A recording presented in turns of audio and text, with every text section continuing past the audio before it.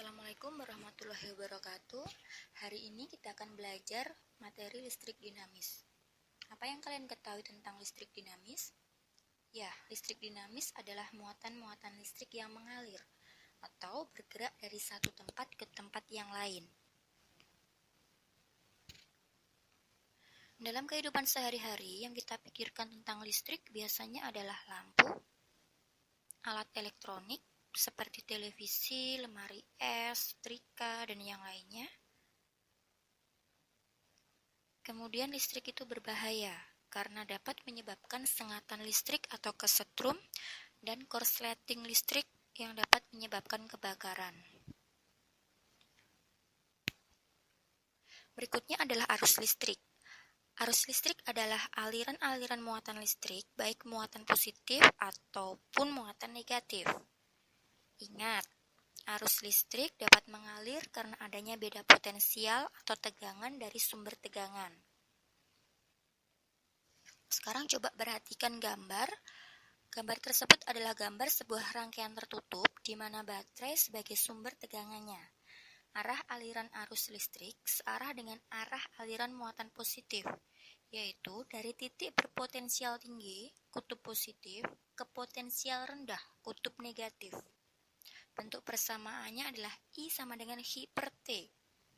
Banyaknya muatan listrik yang mengalir pada suatu penghantar dalam tiap satuan waktu disebut dengan kuat arus listrik. Berikutnya adalah beda potensial. Beda potensial adalah banyaknya energi listrik yang dibutuhkan untuk mengalirkan setiap muatan listrik dari ujung penghantar.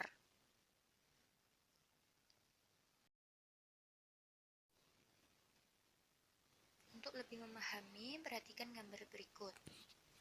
Beda potensial menyatakan beda nilai potensial antara dua titik berbeda dalam satu rangkaian. Pada gambar, nilai potensial di titik A atau VA lebih besar dari titik B atau VB. Selisih ini yang disebut sebagai beda potensial atau tegangan.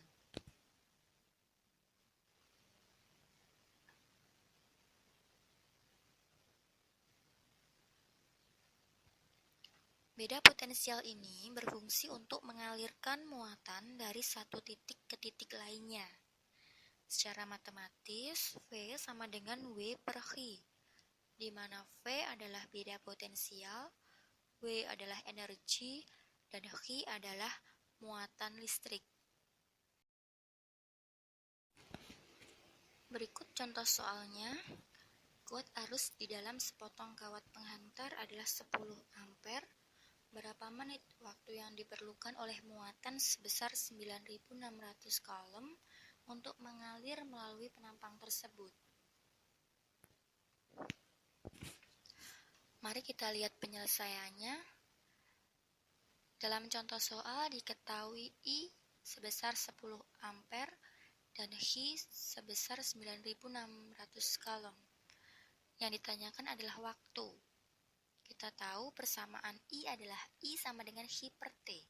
Jadi untuk mencari waktu sama dengan Hi per I. Kita tinggal masukkan angkanya.